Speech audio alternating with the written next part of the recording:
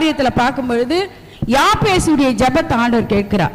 எல்லாம் என்ன நினைச்சுக்கிறோம், ஜபம்னு சொன்னா ரொம்ப பெருசா ஜபம் பண்ணாதான் ஆண்டவர் கேட்பாரு அப்படின்னு நினைக்கிறோம். ஆனா ஆண்டவர் இடத்துல ஜெபிக்கும் பொழுது ஒரு சின்ன வார்த்தை சொன்னாலே போதும். ஆண்டவர் கூட வேதத்துல இரவு ஃபுல்லா அவர் ஜபம் பண்றார், இருபது முழுவதுமாய் ஜபம் பண்றார், பிதாவிடத்துல பேசுகிறார். அவர் என்ன சொல்றாரோ அதை எல்லாம் அவர் கேட்கிறார். இரவு முழுவதும் ஆண்டவரோட பேசுகிறார். ஆண்டவர் என்ன பண்றாரு, இயேசுக்கு எல்லா காரியத்தையும் சொல்றார். நீங்க இப்படி செய்யணும், இப்படி பண்ணணும், எல்லாம் எதெல்லாம் செய்யணும், இன்னைக்கு என்ன அற்புதம் நடக்க போகுது, அதுக்காக ஜெபம் பண்றார். அவர் பகல் ஃபுல்லா என்ன பண்றார், ஊழியம் செய்கிறார்.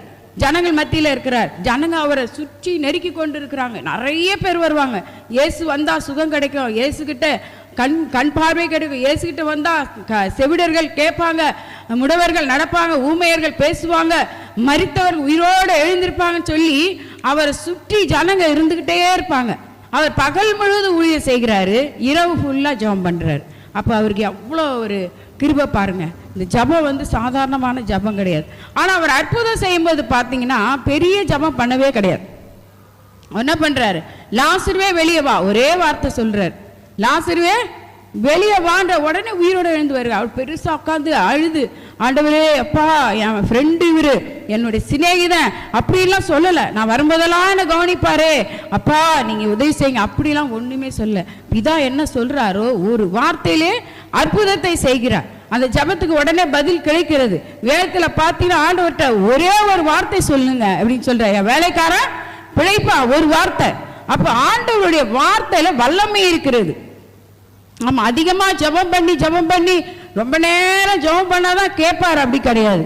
அது வேற, மன்றாட்டு ஜபம் வேற, ஆண்டவர் இடத்துல வேண்டுதல் செய்கிறது வேற, போராடி ஜெபிக்கிற.